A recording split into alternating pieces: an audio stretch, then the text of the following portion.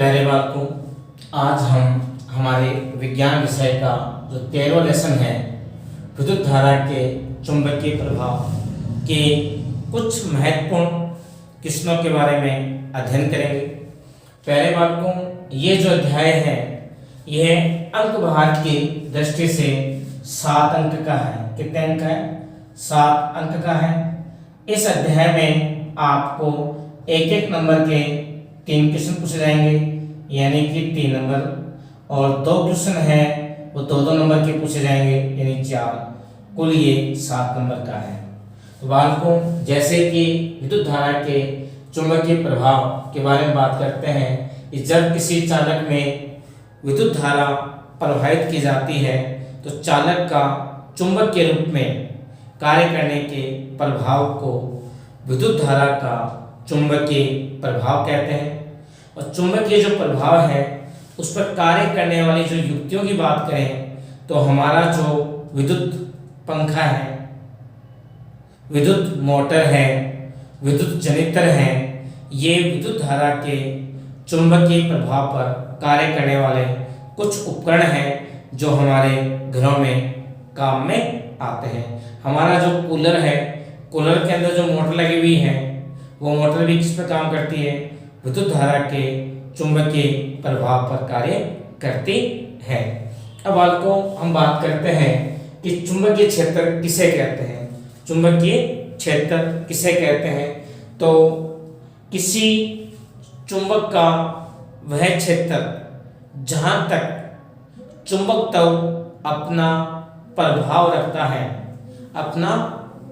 रखता है वह उसका चुंबकीय क्षेत्र कहलाता है। अब हम बात करते हैं कि चुंबकीय क्षेत्र रेखाएं बंद वक्र क्यों होती हैं। तो प्यारे बालकों, जो चुंबक है उसके 2 ध्रुव होते हैं, एक उत्तर ध्रुव और दूसरा क्या होता है? दक्षिण ध्रुव। तो चुंबक में हम देखते हैं ये हमारे पास कोई चुंबक है, ये इसका दक्षिण ध्रुव है और ये इसका क्या है? उत्तर ध्रुव है। चुंबक में जो चुंबकीय बल रेखाएं हैं वह उत्तर ध्रुव से निकलती हैं और दक्षिण ध्रुव में क्या होती हैं? विलीन होती हैं। उत्तर ध्रुव से निकलेंगी और दक्षिण ध्रुव में क्या होंगी? विलीन होंगी, इस प्रकार से। और चुंबक के अंदर हम देखें, चुंबक के अंदर जो चुंबकीय बल रेखाएं हैं उनकी जो दिशा है वह दक्षिण ध्रुव से उत्तर ध्रुव की ओर होती है, दक्षिण ध्रुव से उत्तर ध्रुव की ओर होंगी। इस प्रकार से चुंबकीय बल रेखाएं हैं वे क्या होंगी? बंद वक्र होंगी। तो चुंबक, अगर आपको पूछा जाए कि चुंबक के भीतर चुंबकीय बल रेखाओं की गति होती है तो दक्षिण ध्रुव से उत्तर ध्रुव की ओर होगी। गति की दिशा दक्षिण ध्रुव से उत्तर ध्रुव की होगी। चुंबकीय जो बल रेखाएं हैं वह उत्तर ध्रुव से लेकर निकलकर दक्षिण ध्रुव में क्या होती है? विलीन होती हैं और एक बंद वक्र के रूप में घूमती हैं। इसलिए चुंबकीय क्षेत्र रेखाएं क्या होती हैं? बंद वक्र होती हैं और एक दूसरे को ये काटती नहीं है। फिर हम बात करते हैं दक्षिण हस्त अंगुष्ठक नियम क्या है। तो हम देखते हैं कि जब कि हमारा जो दायां हाथ है, दाएं हाथ को हम इस प्रकार मोड़ें कि हमारा जो अंगूठा है वो विद्युत धारा की दिशा को इंगित करता है और मुड़ी हुई अंगुलियां, ये जो मुड़ी हुई अंगुलियां हैं, अब देखिए धारा की दिशा ऊपर की तरफ है, तो ये जो चुंबकीय बल रेखाओं की दिशा क्या होगी? इस प्रकार से होगी। मुड़ी हुई अंगुलियां चुंबकीय बल रेखाओं को क्या करती है? इंगित करती है। इसे दक्षिण हस्त नियम कहते हैं। फिर हम बात करते हैं परिनालिका किसे कहते हैं। तो परिनालिका की बात आती है तो बालकों, कि तांबे के विद्युत रोधी जो तार हैं उनको बेलनाकार आकृति में लपेटकर फेरों की जो कुंडली होती है उसे परिनालिका कहते हैं।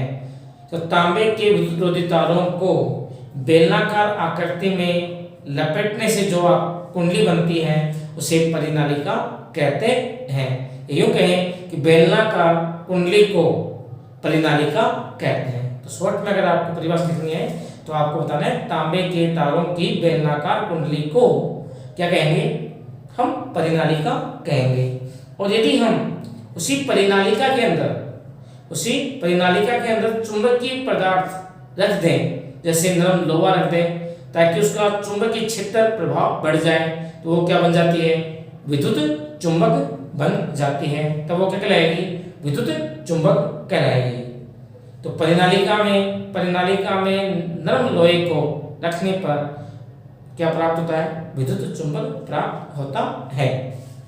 फिर हम बात करते हैं कि फ्लेमिंग का वामहस्त नियम क्या है। तो ये एक नियम है जो जब हम चुंबक के अंदर विद्युत धारा प्रवाहित करते हैं तो एक बल आरोपित होता है जिसे चुंबकीय बल कहते हैं। क्या कहते हैं, चुंबकीय बल कहते हैं। तो देखिए चुंबकीय बल रेखाओं की दिशा, चुंबकीय बल रेखाओं की दिशा और हमारी जो चुंबकीय बल रेखाओं की दिशा है विद्युत धारा की दिशा है, और वो जो चालक है, चालक पर आरोपित बल की दिशा है, तीन राशि निर्भर करती हैं। तो इनसे संबंधित फ्लेमिंग ने बाएं हाथ का एक नियम दिया था। उन्होंने बताया कि हमारे बाएं हाथ के अंगूठा, तर्जनी और मध्यमा तीनों को इस प्रकार रखिए कि तीनों एक दूसरे के परस्पर क्या हो, लंबवत हो। इस स्थिति में तर्जनी है वह है चुंबकीय बल रेखाओं की दिशा को इंगित करती है, तो मध्यमा विद्युत धारा की दिशा को इंगित करती है, तथा अंगुष्ठक है चालक की गति की दिशा में आरोपित बल को इंगित करता है।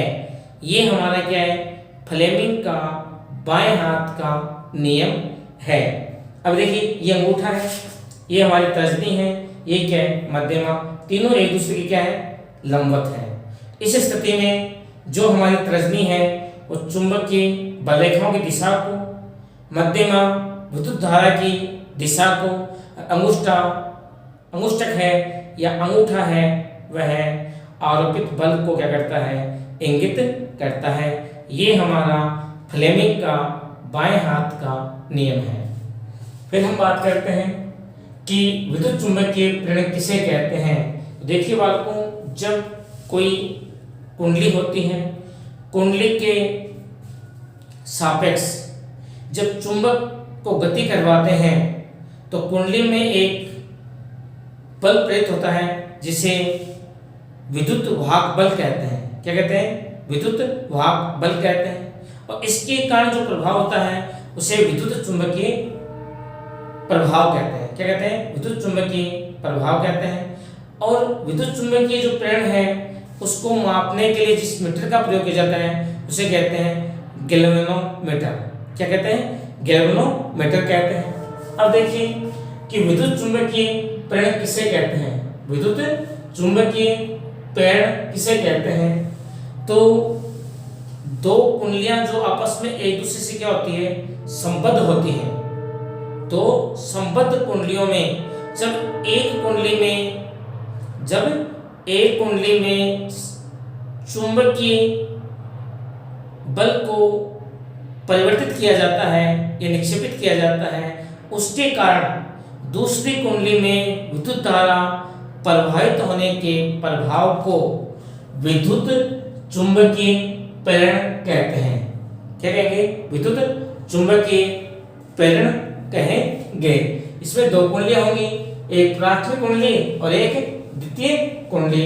एक कुंडली में हम चुंबकीय प्रभाव में परिवर्तन करेंगे या चुंबकीय बल में परिवर्तन करेंगे, दूसरी कुंडली में क्या होगा, विद्युत धारा प्रवाहित होगी, उसे हम कहेंगे विद्युत चुंबकीय प्रेरण कहते हैं। अब बात करते हैं कि घरों में विद्युत युक्ति किस क्रम में संयोजित होती है। बालकों हमारे घरों में जो विद्युत इंस्ट्रूमेंट हैं वह पार्श्व क्रम में जुड़े होते हैं। किस क्रम में जुड़े होते हैं? पार्श्व क्रम में जुड़े हुए होते हैं। किस क्रम में जुड़े हुए? पार्श्व क्रम में जुड़े हुए होते हैं। फिर हम बात करते हैं, ये मोस्ट क्वेश्चन है और परीक्षा की दृष्टि से अति महत्वपूर्ण है 2 नंबर के क्वेश्चन में, और हो सकता है आपको पूछा जा सकता है कि विद्युत मोटर की बनावट का सचित्र वर्णन करो व इसकी क्रियाविधि समझाइए।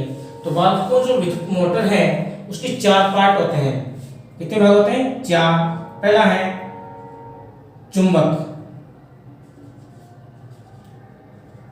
चुंबक, दूसरा है कुंडली, तीसरा जो भाग है वो है हमारी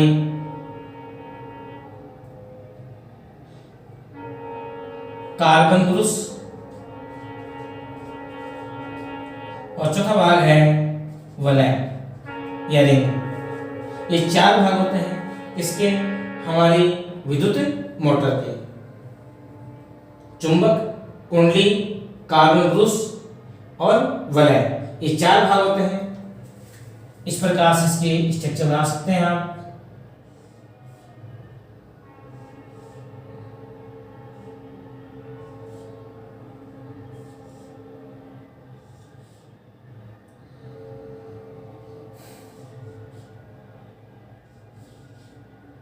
इसके बीच में क्या जाएगी? हमारी कुंडली हो जाएगी।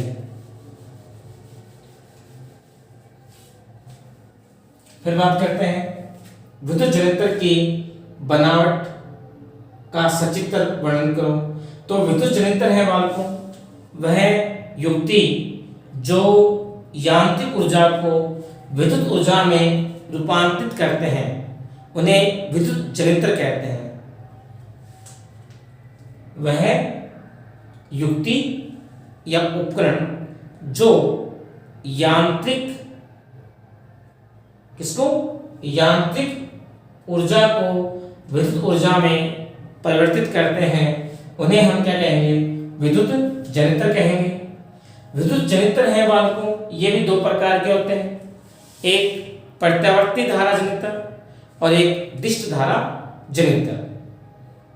अब देखिए प्रत्यावर्ती धारा जनरेटर, ये जो धारा जनरेटर है इसमें एक निश्चित घूर्णन के बाद धारा की दिशा व माप बदल जाता है, उसे क्या कहेंगे? प्रत्यावर्ती धारा जनरेटर, यानी कि एसी। आपने नाम सुना होगा एसी और डीसी। एसी का मतलब है अल्टरनेट करंट और डीसी का मतलब है डायरेक्ट करंट या दिष्ट धारा जनरेटर। दिष्ट धारा जनरेटर है जो हमारी बैटरियां होती हैं उसके अंदर होता है, और इसमें दिष्ट धारा जनरेटर में हम देखते हैं कि धारा की दिशा व मान सदैव एक समान रहता है। और हमारे घरों में जो विद्युत धारा आती है वो कौन सी होती है? प्रत्यावर्ती धारा होती है। तो ध्यान रखें कि भारतीय घरों में काम में आने वाली विद्युत धारा होती है तो कौन सी होती है? प्रत्यावर्ती धारा होती है, जिसकी आवृत्ति है वो 50 हर्ट्ज होती है और जिसका मान है 220 वोल्ट होता है। तो ध्यान रहे कि हमारे घरों में काम में आने वाली जो विद्युत धारा है प्रत्यावर्ती धारा है। तो अगर आपको पूछा जाए प्रत्यावर्ती धारा किसे कहते हैं?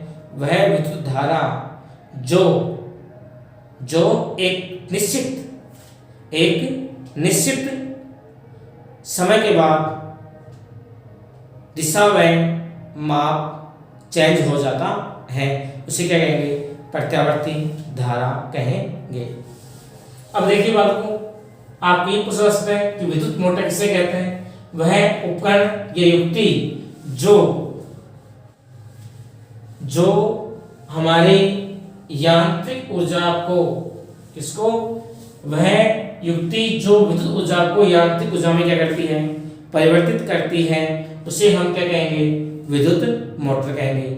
वह उपकरण या युक्ति जो विद्युत धारा या विद्युत ऊर्जा को यांत्रिक ऊर्जा में क्या करती है? परिवर्तित करती है, विद्युत मोटर कहते हैं। अब देखो विद्युत जनित्र किसे कहेंगे? वह युक्ति या उपकरण जो यांत्रिक ऊर्जा को विद्युत ऊर्जा में क्या करते हैं? रूपांतरित करते हैं, उसे विद्युत जनित्र कहते हैं। विद्युत जनित्र दो प्रकार के होंगे, तिष्ठ धारा जनित्र और प्रत्यावर्ती धारा जनित्र। तो ये दोनों ही क्वेश्चन बालकों आपके लिए बहुत ही महत्वपूर्ण है, इनको अच्छी तरह से दिमाग में डाल लीजिए। आपको पक्का ये क्वेश्चन इनमें से कोई एक क्वेश्चन देखने को 100% बोर्ड के एग्जाम में मिलेगा। अब हम बात करते हैं बालकों कि हमारे जो विज्ञान विषय है, परीक्षा बिल्कुल ही नज़दीक है, तो आप तैयारी करते रहिए और किसी प्रकार की कोई समस्या हो तो कमेंट करके आप बताएं, समस्या का समाधान करने का प्रयास किया जाएगा। सभी प्यारे प्यारे विद्यार्थियों को होली की हार्दिक शुभकामना। होली आराम से मनाइए और उसके बाद पुनः आप अपने तैयारी में जुट जाइए। My best wishes with you के साथ आज का ये वीडियो जो हमारे लिए बहुत ही महत्वपूर्ण है। मुझे पूरी उम्मीद है कि आपको इन क्वेश्चनों में से ही आपको बोर्ड की परीक्षा में देखने को क्वेश्चन प्राप्त होंगे। जय हिंद, जय भारत।